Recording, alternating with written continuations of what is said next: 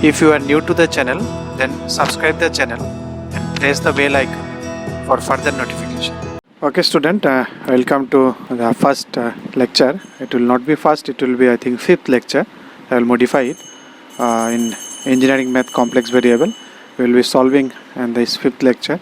4 we have done on theory course, so it is the first for numerical and fifth for this series. So I have taken 3 questions, and so let's solve. We have these are on complex integration and basic periodicity and inverse of complex number. So in question number 1, e to the power z is a periodic with a period of, they are asking. So we know if a function is periodic, then it is function x plus t, it will repeat after the time period t. This is known as the time period. After this time period, this function will repeat. This is known as periodic function.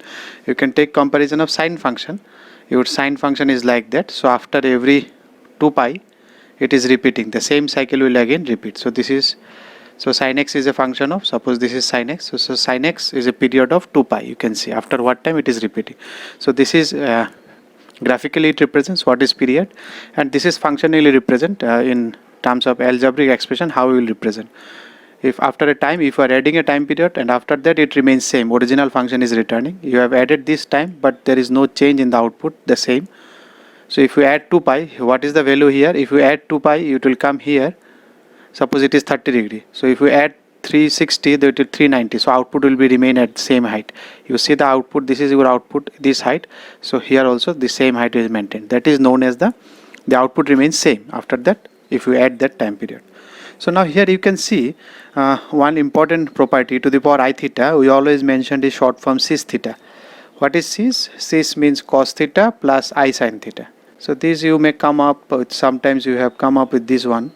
What is cis theta? So don't get confused if you see cis theta. Cis means cos theta, cos I sin.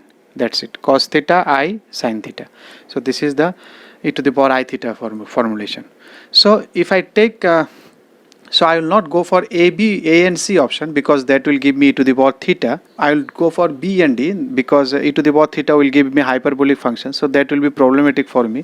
So initially let me go through that that is option B or option D. So if I take option B, what is given? Time period t is given 2 pi I. So let me check with this one. So what is my fx plus t I will do? So what is my function? Instead of z I will write z plus t. The z plus 2 pi I. So what will be my function f of, suppose z plus t I am writing, here it is in z. So it will be e to the power z plus 2 pi I. So it will be e to the power z into e to the power 2 pi I. So what is e to the power z into e to the power 2 pi I? What I have learned, e to the power I theta is cos theta, is cis theta. So it will be cos 2 pi plus I sin 2 pi theta. 2 pi, that is your theta. So what is cos 2 theta? Cos 2 theta is 1. What is sin 2 theta? 0. So what is it returning? It is returning the original function fx. That means the thing that I have added, that is the actual time period. So this is correct answer. But once you have to check with others also, because without I it will not happen, because e to the power theta will give me hyperbolic functions, so that will not give me such a good result. So what I will go, I will try with D. So you check with what are the other options. Why? Because you can see the sine, this function it is repeating after 2 pi also, it is repeating after 4 pi also. So time period is known as the minimum of time after which it is repeating. If you add 360, then also it is repeating. If you add 720 will, it is 30 degree. If you add 360, you are landing at 390. Height is same. But if you add 720 also, then also it will land at same height, because it is 750 then. So again it will give you same height, but 720 is not the time period. We are saying the smallest time interval after which it is returning. So you have to take, if suppose there are 4 pi also, so 4 pi, 2 pi, which one will answer? 2 pi will answer, will be there, because it is the smallest. So let me check whether pi I also give me the same answer. If pi I gives the answer, then pi I will be the time period. So if you check same with this one, what will it will happen? E to the power z, e to the power pi I. So you can think it will be cos pi plus I sin pi. So sin pi will be 0, but cos pi will be minus. So it is minus e to the power I theta. The same thing is not returning. It is returning with a minus sign. So you can think, so that's why it is not the, so answer. So your B will be the answer. So answer is 2 pi I. In question number 2, they have asked you to find the integral, contour integral dz over a closed path. That's why I am saying contour. Where C is the contour, where C is the contour, what is the contour they have given? Z minus I by 2 is equal to 1. So what does it represent? Initial lectures, you can go through that. I will give in the top, I will give as a suggestion. You can go through that if you forgot. What is this? This was a circle centered at Z0. This is Z0, this is radius. What is Z0? Z0 is I by 2. What is your I by 2? Where is your I by 2? This was Z minus Z0. You remember Z minus Z0. So with minus sign it is Z0. So here minus, that means Z0 is I by 2. So what is I by 2? I by 2 is half into I. That is 0.5 into I. Which is the I axis? This is the I axis imaginary. So if this is 1, so this will be the point I by 2. That is 0.5 I. Or you can write 0.5 I. Or in complex, what we will write? 0, 0.5 in coordinate geometry. In coordinate geometry, we will mention it this way. So there is a direct relation between coordinate geometry. So you think here, this is the circle, this is given to you, Z minus. What is the center? You think it was minus Z0, so it will be minus I by 2 as the center. So here is your minus I by 2, that is minus I by 2 is 0.5 I. So if this is 1, this is 0.5. So your center is here. So 1 is the radius, so it will go up to here 1, then 1.5, and here it will be 1. If you come 1 unit here, it will be minus 0.5. So it will be a center circle of, which will be of this format. Okay, this is your I. Now what you know from the complex, the theorem, in the last theorem that we will be using the last theorem mainly, you will see. So we will find the factors. You try to factorize it. So 1 plus z square is equal to 0. If you factorize it, what it will give? Z square is equal to minus 1 or z equal to plus minus I. So you will get two factors. So it will be integration dz by, or if I write the function, what is the function fz?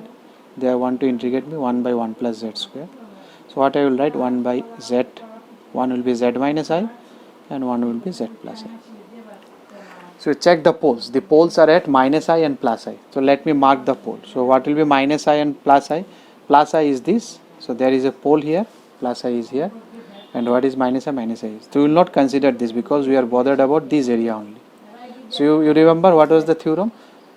You are shrinking that circle. So it was 2 pi I. Circumference you will left with 2 pi I, and instead of I it will come Fa, that is the radius. Instead of radius, or you can see the residue also. So you can calculate direct residue and then you can give the answer. What is residue? Residue at what point we want to calculate? Z equal to I, at this one. Residue at Z equal to I, that means Z minus I, because this is inside that circle where you want to, this is inside that contour. Only the portion which is inside the contour pole, that pole will only come. At Z equal to I, Fz, what it will be? Limit Z tends to I, limit z tends to I, then z minus I multiplied by this original function. So actually what will happen? This problematic whole that will go out, z minus I that will go out. So ultimately you will left with the remaining portion. Here you will put z equal to I. So I plus I. So you are left with 1 by 2. This I, if you go upside, then it is minus I. So minus half I. These you are left with. So what is the value of the integral? If this is I, what is the value of integral? Integral is 2 pi I. Sum of all residues. How many residues are there? Because inside only one pole, so one residue will only come. So minus half into I. So 2 cancel, I will be minus 1, then it is minus plus 1. So pi is the answer, plus pi. It is, I think, option B. So you think if you do 1 or 2, there will be lots of questions on this contour integration. Once you do this one, you will find that it becomes very easy. In 3, they have given a point Z which is located in the complex plane. They have given a Z which is this, and the circle is unit circle. So Z is, we can write R e to the power I theta. You can recall this one from my switchgear class also, Moho relay. I will give a link. There will be a link in the upside. You can, in the suggestion, you can click that and you can check. Moho relay in BJ curve. BJ curve means from Z plane we have shifted to admittance plane, which I told you a very important zone for entrance exams, especially gate exams. You can have a look for that one. How we have done similar thing. You can think that Z is impedance, and we are going in the options also. You will see there is Y is given. Y is, that means they are taking that it is a admittance inverse of z. That's it. Now what they are asking to find 1 by z. Now one thing you have to recall, what is your r here? R is 0 to 1, because the radius is here to here, the total radius of unit circle radius was 1, and z is inside that one, so r is in between this. So what will be your 1 by z? 1 by z will be 1 by r e to the power I theta. So 1 by r e to the power I minus theta. See, you can see the angle has changed. So if this was my theta, if this is my z, if this is my theta and this is r, now the angle will be minus theta. And what will be r? This will be 1 by r. The length will be 1 by r. Now 1 by r will be small or greater than this, you have to think. If r is a fraction between 0 to 1, then what do you think? 1 by r. If it is a 0.5, then what is 1 by 0.5? 2. If it is a 0.1, what is 1 by r? 10. So more inside you go, if you take inverse, you will go more far. If you are near to 1, then if you inverse it, it will also remain outside 1 but near to 1. So from options you can see which option is giving at, because angle will be minus theta, so it will be in third quadrant, that is okay. So which option is in third quadrant? Option A and option D. But option A, it is inside. Option A, it is inside. It will not be inside because 1 by r will be more than 1. So it will go outside the circle. So it will go here, outside that circle, because it will be more than 1 by r. 1 by r will be more than 1. Because r is less than 1, so 1 by r will be, if you inverse it, it will be greater than 1. If I take inverse, then this sign change in inequalities. You remember this one. So okay. So I think that's all. If you liked the video, then press the like button and please give your valuable comments in the comment section.